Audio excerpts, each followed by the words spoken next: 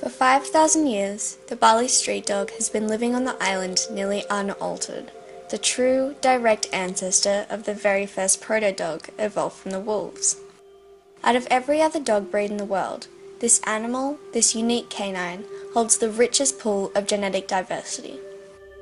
Balinese Hindus believe that dogs, or evil manifestations and spirits, were once cheats and liars in their former human lives.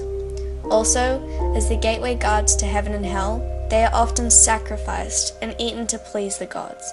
Not to mention that around the island there is now a growing demand for dog meat in local wrongs. For foreigners, it is normal to want to protect man's best friend, but as a majority of Balinese have had animal sacrifice integrated into their lives from such an early age, the killing of these special creatures is a justified, normal act in their eyes. About 2.8 million tourists visit Bali each year expecting paradise, instead greeted by sick and starving strays. Since the rabies outbreak in 2008, many countries feel the need to issue travel warnings.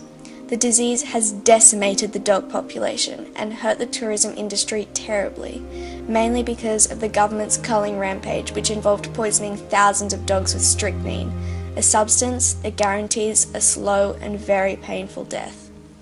The government allocated $17.6 million toward the issue, but the damage has already been done. The dog is also taking its toll on Bali's overall health and environment.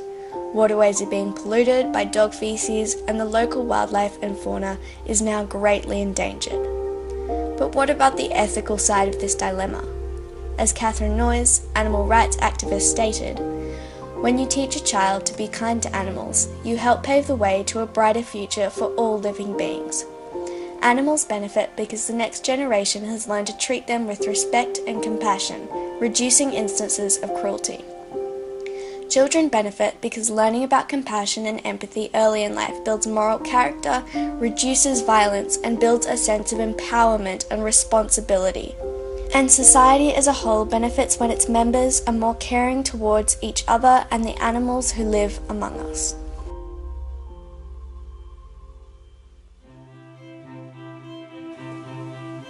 I believe, along with many other animal lovers, that dogs do speak, but only to those willing to listen.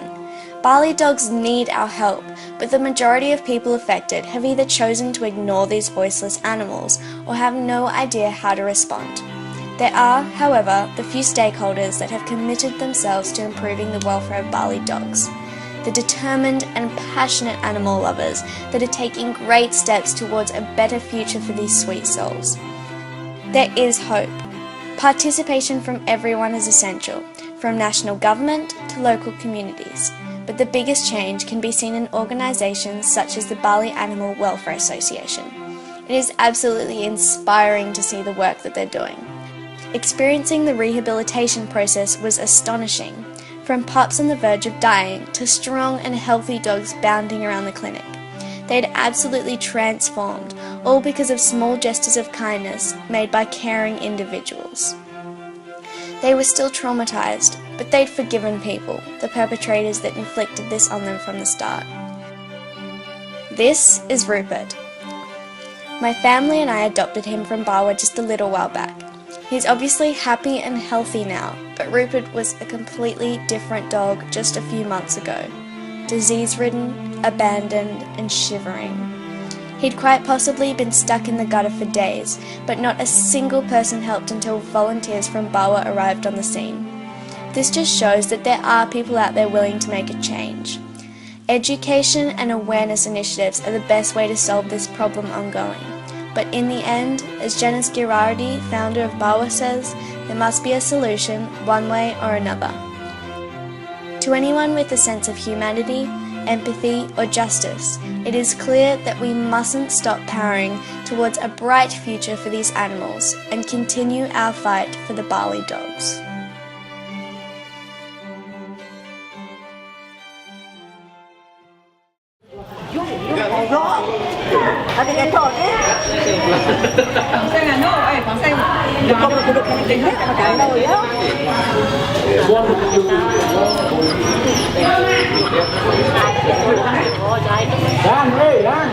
Saya kenal Yayasan BAWA sejak 6 tahun yang lalu. Karena saya jadi klien sudah 6 tahun, jadi sebelumnya itu BAWA sudah pernah datang ke sini. Saya langsung berhubungan dengan BAWA, rutin BAWA ke sini. Nah sebelumnya BAWA datang ke sini, anjing yang ada di desa kami itu sangat jorok sekali karena belum tahu cara-cara memeliharanya. Terpaksa anjing-anjingnya banyak anjing liar di sini, anjing yang bulunya gudeg karena tidak tahu merawat. Meskipun yang memiliki itu punya anjing, karena anjingnya sudah rusak, dianggap bukan milik anjingnya dia itu. Jadi tidak boleh dimasuk ke rumahnya sendiri, makanya dia liar jadinya itu. Kalau dulu anjing di sini banyak yang gudeg, banyak yang bulunya rontok, dan di jalan banyak yang berkeliaran. Apa sebab berkeliaran? Karena setiap pemilik anjing yang bulunya rusak, yang gudegnya itu diusir dari rumahnya, makanya ke jalan ramai. Nah setelah datang BAWA rutin ke sini, anjing dikumpulkan, dibawa ke sini ke Balai Banjar, diberi pengarahan, diberikan obat. Nah setelah itu anjing semuanya jadi bagus, bulunya sudah bagus, yang memelihara juga tahu caranya dan mengerti, dan yang punya anjing itu sangat antusias dan menyayangi anjingnya sendiri. Saya kalau bisa lebih baik bawanya terus di sini, giniin anjingnya, soalnya bagus, yayasannya bagus.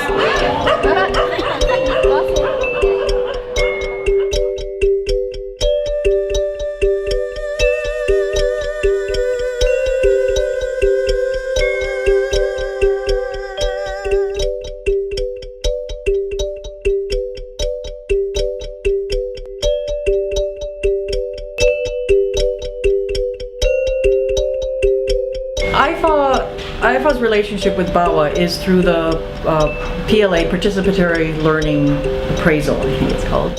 Focus of that is encourage change in human behavior, in the community behavior, in their relationships with animals. So rather than just going in and fixing the animal problems, rather than that, we try to work with people so that we can all understand together what is the source of the problems. Why do the animals look like they do? What are the problems with the animals? And then ultimately, what can we do together as a community to address those problems so that the animals are healthier and safer and the community is healthier and safer? Today I've been highly privileged to come out with the IFAW team and the BAWA team into local communities to actually see firsthand the amazing work that they've been doing in terms of educating local communities on animal welfare. We've been lucky enough to visit homes with dogs, and the human-dog interaction has been amazing. These dogs have been transformed from being kept in chains to well-loved community dogs and pets.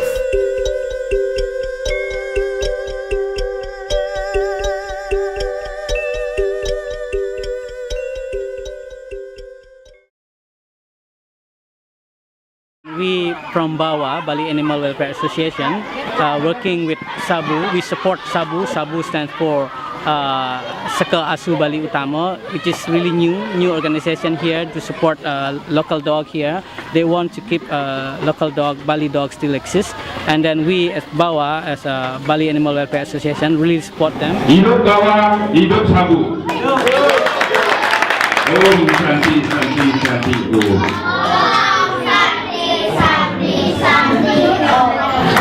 What Sharon said, that from the spirit of try to save the Bali dog and try to educate the Balinese, especially the children, to understand how important is Bali dog and how important is to preserve them as a part of our life since I don't know 1,000 years ago. And Sabu is only a kind of a community group that exists because of that spirit, the spirit to save the Bali dog. Apa yang kita cita-citakan bersama, melestarikan keberadaan anjing Bali, membuat warga Bali semakin mencintai milik mereka, membuat kehidupan kita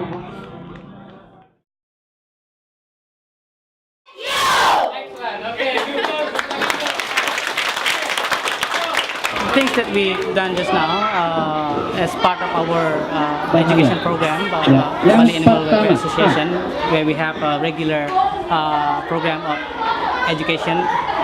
Today we deal with school kids, primary level. We share knowledge about how to take care of animals, to be responsible of having pets at home, and also in general about Bali dogs. Siapa yang suka mukul anjing?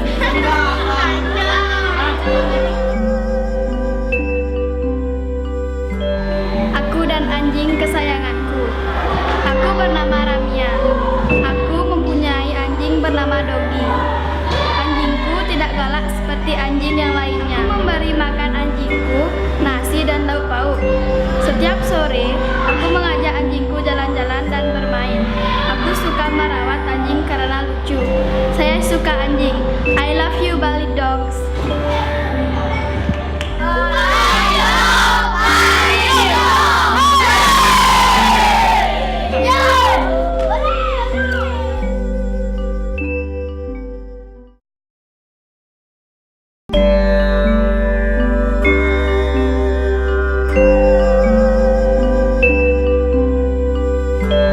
Kontes ini adalah hasil dari kerja sama BAWA di sini.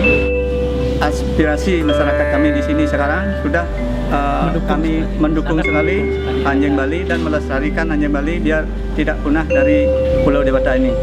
Dan sekali lagi saya mengucapkan banyak-banyak terima kasih kepada BAWA. Terima kasih.